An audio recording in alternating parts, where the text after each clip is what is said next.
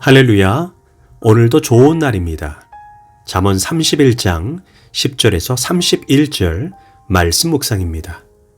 오늘은 현숙한 여인이라는 제목으로 말씀을 나누도록 하겠습니다. 기독교 역사에서 현숙한 여인을 꼽으라면 어거스틴의 어머니인 모니카를 꼽을 수 있습니다. 기독교 2000년 역사 속에 가장 위대한 신학자 3명을 꼽으라고 할 때 첫째로 꼽는 사람이 어거스틴입니다. 어거스틴은 어려서부터 술과 여자에 빠져 살았습니다. 17살에 이름도 모르는 이방 여인과 동거해서 아들을 낳았고 거기다가 마니교라는 이단에 깊이 빠져 있었습니다. 어머니 모니카는 이런 아들을 위해 기도를 쉬지 않았습니다. 하루는 답답한 마음에 모니카가 암브로시우스 감독에게 찾아가서 아들 어거스틴이 바른 길로 돌아올 수 있게 해달라고 울면서 기도를 부탁했습니다. 그때 암브로시우스 감독은 눈물의 자식은 결코 멸망하지 않습니다 라는 유명한 말로 모니카를 위로했습니다. 과연 그의 말대로 어거스틴은 31살에 회심하게 되고 침례를 받고 평생 성경과 씨름하는 사람이 되었습니다. 그는 히포의 감독이 되고 수많은 설교와 책을 통해 수많은 영혼을 주께 돌아오게 했습니다. 어거스틴은 그의 책 고백록에서 어머니 모니카를 눈물로 기다리는 분이라고 칭하면서 자신이 하나님의 자녀가 될 수 있었던 것은 제게 이런 현숙한 눈물의 어머니를 주셨기 때문이었습니다 라고 고백을 했습니다. 잠언 31장 10절은 말합니다. 누가 현숙한 여인을 찾아 얻겠느냐? 그의 값은 진주보다 더하니라. 현숙한 여인을 만나는 것이 너무나 중요합니다. 결혼은 나 한 사람으로 끝나는 것이 아니라 자손 대대로 영향을 미칩니다. 어떤 사람을 만나는가? 인생의 가장 중요한 숙제입니다. 어느 날 자녀가 이성 친구를 데려와서 저는 이 사람과 결혼하겠습니다 라고 인사를 합니다. 그런데 부모가 볼 때 영 마음에 들지 않아 아들아, 딸아, 얘는 안 된다 라고 말하면 그때부터 부모 자식 간의 갈등이 생기는 것입니다. 그래서 미리 이런 일을 방지하기 위해 이상적인 모델을 가르쳐줘야 합니다. 자녀들은 태어나서 성인이 되어 독립할 때까지 부모 밑에서 그의 가치관을 물려받습니다. 그 가치관에 근거해서 사람을 고르는 것입니다. 그래서 부모는 하나님이 기뻐하는 사람은 이런 사람이다 라고 분명히 가르쳐줘야 합니다. 그렇다면 현숙한 여인의 특징은 무엇일까요? 첫째, 온유한 사람이 현숙한 사람입니다. 현숙한 여인은 히브리어로 에쉐트 하일입니다. 심령이 안정된 사람이라는 의미입니다. 부드러우면서도 그 마음이 견고하여 흔들리지 않는 사람입니다. 그러니까 최고로 매력적인 여자는 마음이 부드럽고 온유한 사람입니다. 남자에게 가정은 그 아내의 마음과 동의어입니다.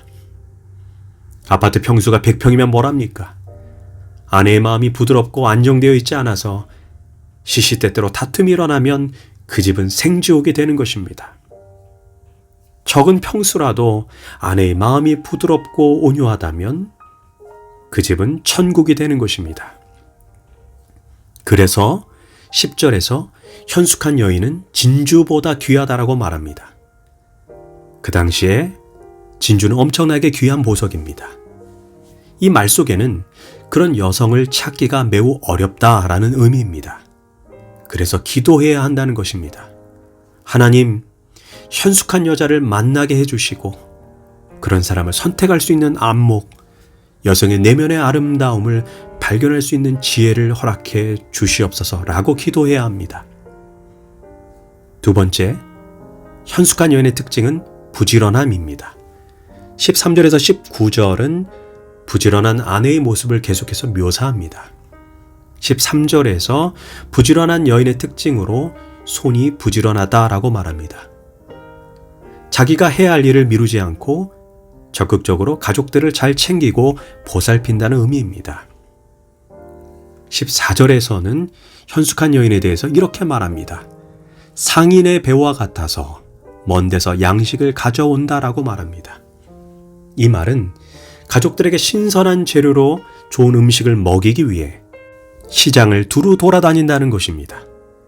그렇게 정성껏 준비한 재료로 가족들에게 아침을 든든하게 먹입니다. 15절입니다. 새벽부터 일찍 일어나서 자기 집안 사람들에게 음식을 나누어 주며 여종들에게 일을 정하여 맡기고, 사실 아내가 만들어주는 집밥이란 가족들에게 있어서 단순히 배를 채운다는 그 이상의 의미를 가지고 있습니다. 집밥이란 남편과 자녀를 향한 사랑이고 응원이며 위로입니다. 그 가정에서 행복과 사랑을 느낄 수 있는 것이 따뜻한 밥입니다. 남편과 자녀들은 힘든 일을 겪을 때 엄마와 아내가 만들어준 따뜻한 밥 한 끼를 기억하며 그래, 집으로 돌아가서 힘을 얻자 라고 생각합니다. 또한 현숙한 여인은 여종들에게 일을 정하여 맡긴다라는 표현은 자신에게 주어진 하루 일과를 미리 계획하여 충실하게 살아간다는 의미입니다. 16절에서 밭을 살펴보고 사며 자기의 손으로 번 것을 가지고 포도원을 일구며, 이 말은 기분이 내킨다고 해서 충동 구매를 하지 않는다는 것입니다. 우리는 홈쇼핑에서 꼭 필요한 물건이 아니더라도 1+1이라고 하면 당장 지갑을 열고 카드 번호를 입력합니다. 그리고 나중에 후회하게 되는 것입니다. 어떤 것은 가격표도 떼지 않고 몇 년씩 보관하다가 버리게 됩니다. 그래서 현숙한 여인은 이것이 정말 필요한 것인지 아니면 내가 원하는 것인지를 잘 분별합니다. 이처럼 현숙한 여인은 참으로 부지런하고 지혜로운 사람입니다. 세 번째, 현숙한 여인은 남에게 잘 베푸는 여인입니다. 20절입니다. 그는 곤고한 자에게 손을 펴며 궁핍한 자를 위하여 손을 내밀며. 많은 사람이 자신과 자신의 가족만을 위해 살아갑니다. 이런 이기적인 풍토 속에서 지혜롭고 현숙한 여인은 부지런하고 알뜰할 뿐 아니라 자신이 소유한 물질과 시간으로 어려운 이웃들을 구제하는 데 사용합니다. 돈이 있다고 구제하는 것이 아닙니다. 사도행전 9장에 나오는 가난한 여인 과부 다비다에 대해 그녀는 선행과 구제를 많이 했다라고 말합니다. 도움을 받아야 할 과부가 도리어 불쌍한 사람을 힘써 도왔다는 것입니다. 없어서 못하는 것이 아니라 구제는 마음의 문제입니다.